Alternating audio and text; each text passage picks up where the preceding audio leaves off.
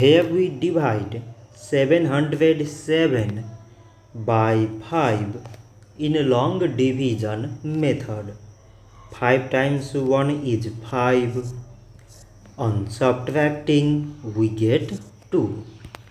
So now we put down this 0 and it is 20. So 5 times 4 is 20. On subtracting we get 0. So again we put down this 8 and 5 times 1 is 5. On subtracting we get 3. So now we have no any other number to put it down. So we take here decimal, so that we put 0. So it is 30 and 5 times 6 is 30. On subtracting we get 0.